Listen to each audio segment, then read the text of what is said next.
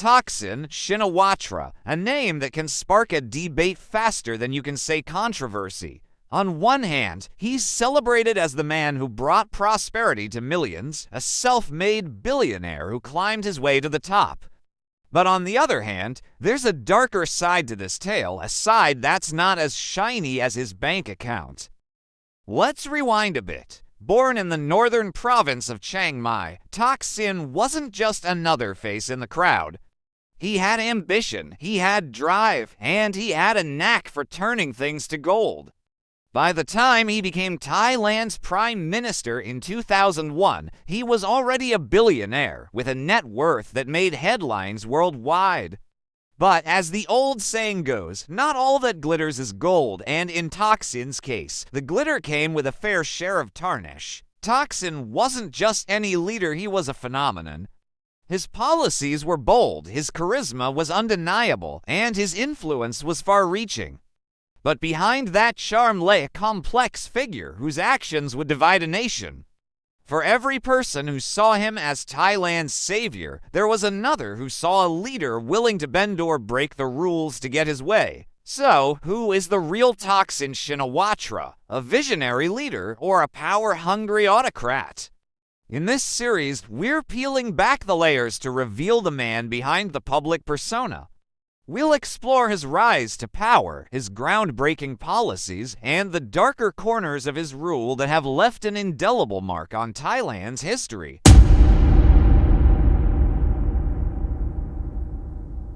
In 2003, Thaksin Shinawatra launched one of the most ambitious and aggressive campaigns in Thailand's history, his infamous war on drugs, a no-holds-barred offensive where the goal was simple: eradicate the drug trade.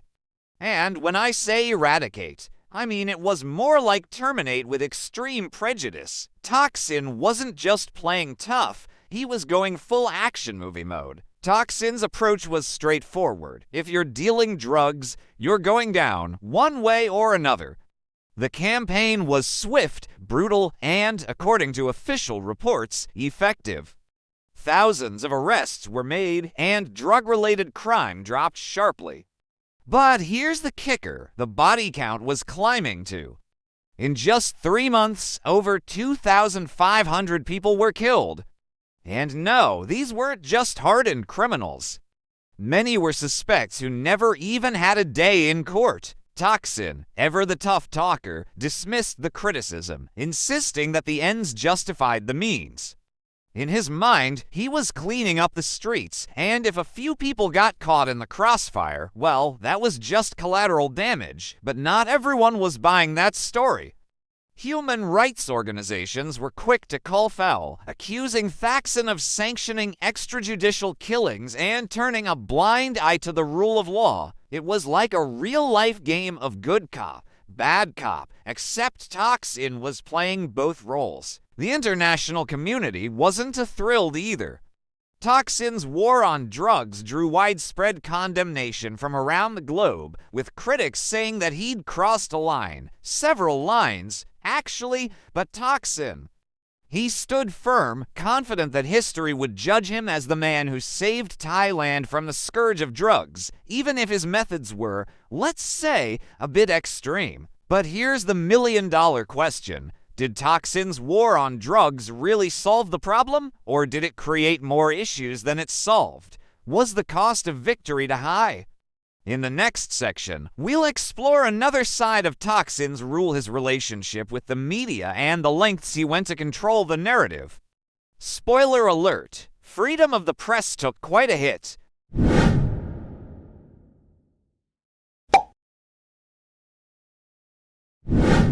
The media, a crucial pillar of democracy, and, in Thaksin Shinawatra's Thailand, apparently a bit of a nuisance. While Thaksin was busy making headlines, he also had a knack for creating them by shutting down those he didn't like. Welcome to the dark side of media censorship and control under Thaksin's rule.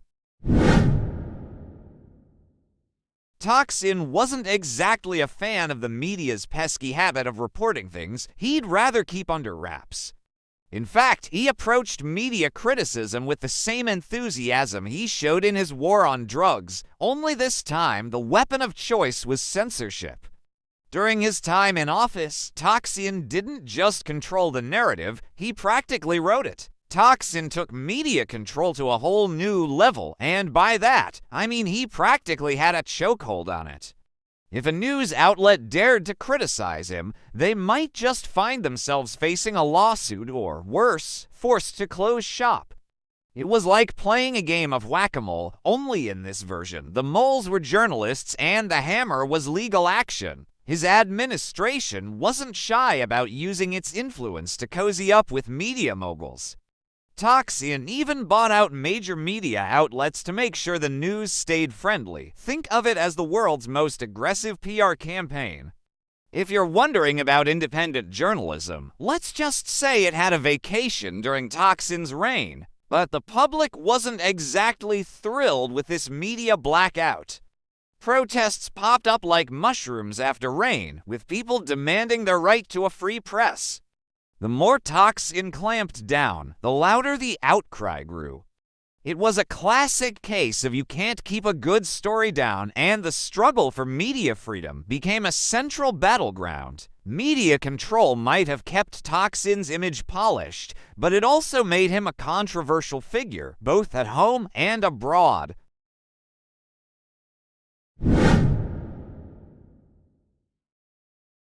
It all started with Thaksin's business empire, Shin Corporation. This was no small potatoes. It was a massive telecommunications giant. And guess what? Thaksin was both the prime minister and the proud owner of Shin Corp. Talk about a tightrope walk between public service and personal gain. Critics started pointing fingers, saying there was a bit too much overlap between Thaksin's political power and his business interests. Thaksin wasn't shy about flaunting his success, but when it came to his business dealings, the line between government and personal profit seemed blurrier than a foggy morning. The most notorious scandal, the sale of Shin Corp to a Singaporean company, which critics claimed was not just a smart business move but a textbook case of insider trading. Thaksin's critics argued that this deal was like selling the family silver and then claiming you've got a knack for thriftiness. Legal battles ensued faster than you could say conflict of interest. Thaksin's opponents accused him of leveraging his position to benefit his business, while his defenders claimed it was all above board. The courts were soon in overdrive, trying to sort out what was legally right and what was, well, less so. And let's not forget the accusations of bribery and embezzlement. Thaksin's administration was under the spotlight for allegedly channeling state funds into private pockets. It was like watching a high-stakes game of poker, where the stakes were millions of dollars and the bluff was all too real. As the controversies piled up, so did the political pressure. It wasn't long before Thaksin's administration began to crumble under the weight of these scandals. The fallout from these corruption allegations became one of the central issues leading to his downfall. But hold on, the story isn't over yet. Stay tuned for how these scandals played a part in the political upheaval and the 2006 coup. Next, we'll dive into the events leading up to the 2006 coup, the dramatic climax of Thaksin's turbulent reign. Trust me, you won't want to miss it.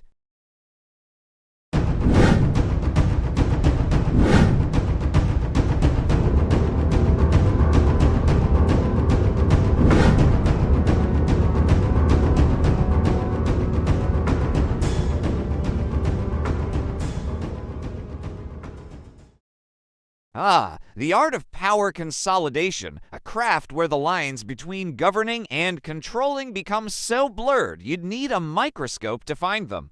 Under Thaksin Shinawatra, Thailand didn't just see a shift in power. It witnessed a full-blown transformation of democratic principles into something that looked a bit more like a one-man show. Let's start with the basics. Democracy is all about checks and balances, right? Well, Thaksin seemed to think of those as more like suggestions. His administration embarked on a mission to centralize power with the kind of zeal you'd expect from someone who just discovered a new video game and wants to unlock all the cheat codes. One of Thaksin's favorite tricks, packing government positions with loyalists. It's like filling your soccer team with your cousins. Great if you're into family reunions, but not so much if you're trying to win the World Cup. This approach meant that key government roles were filled by people who were less about expertise and more about loyalty. Critics dubbed this practice Thaksin's personal entourage, and not in a flattering way. Then there was the judicial system. Thaksin's approach to the courts was less about impartial justice and more about playing your cards right. Allegations arose that he was manipulating judicial appointments and decisions to favor his administration. It was like watching a magician who not only tells you how the trick is done, but also insists on pulling the rabbit out of the hat himself. Thaksin also didn't shy away from controlling the media narrative, as we saw earlier. But this wasn't just about keeping news friendly. It was about making sure dissent was effectively silenced. Independent voices were drowned out by a chorus of government-friendly reports and tightly controlled messaging. The consolidation of power didn't just ruffle a few feathers. It sent shock waves through the democratic fabric of Thailand. The more Thaksin tightened his grip, the more the opposition and public discontent grew. It was like trying to squeeze a balloon. The tighter you squeeze, the more pressure builds up until, well, something has to give. By the time the 2006 coup rolled around, Thaksin's consolidation of power had led to widespread unrest and political turmoil. The very democracy he was supposed to uphold was being threatened by the centralization he championed.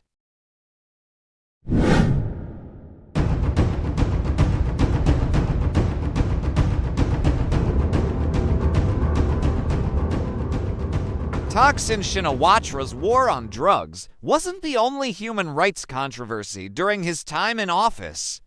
While the brutal anti-drug campaign grabbed headlines, there were other pressing human rights issues simmering just beneath the surface.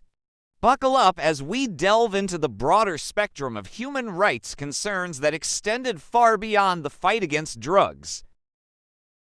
First up, let's talk about the crackdown on political dissent.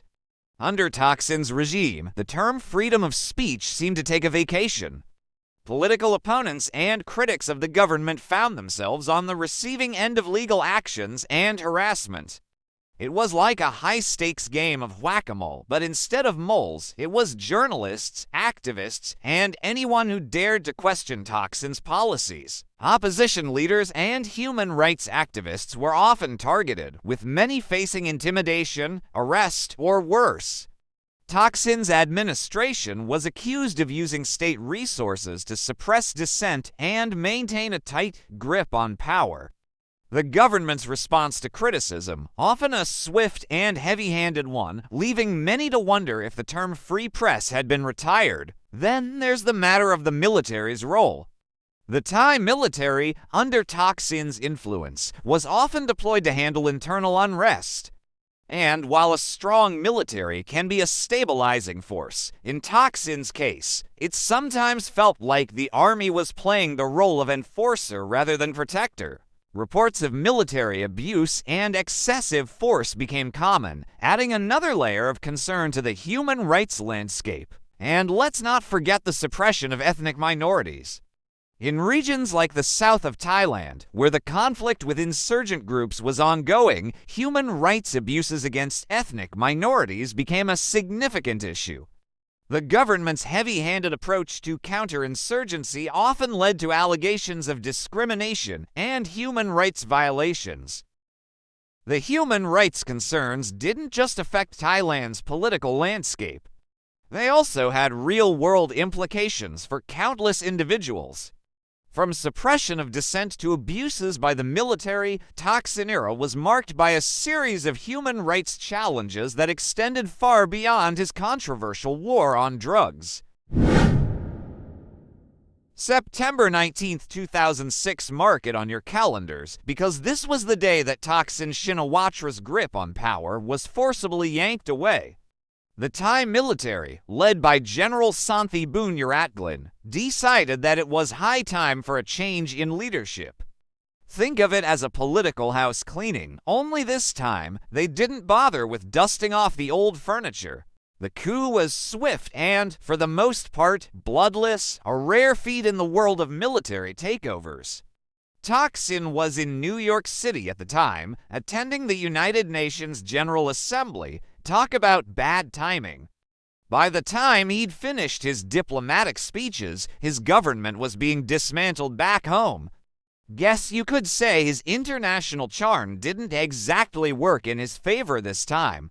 With the military in charge, the new regime immediately set about making changes. They dissolved parliament, suspended the constitution, and imposed martial law. It was like a political reset button, except the new game mode came with a side of uncertainty and unrest. The aftermath of the coup was just as turbulent. Thailand plunged into a period of political instability, with various factions vying for control. The coup was followed by a series of interim governments and elections that struggled to stabilize the country. It was a classic case of one step forward, two steps back, with each new political development adding more layers to the ongoing drama. Thaksin himself faced legal troubles upon his return to Thailand. He was charged with corruption and abuse of power, among other allegations. It wasn't just a political downfall, it was a full-blown legal circus. His once grand ambitions had now led him to a courtroom drama fit for a blockbuster. The coup not only reshaped Thailand's political landscape, but also had lasting implications for its democratic institutions. It set the stage for future conflicts and political divisions, reflecting the deep-seated issues that had been brewing under Thaksin's administration.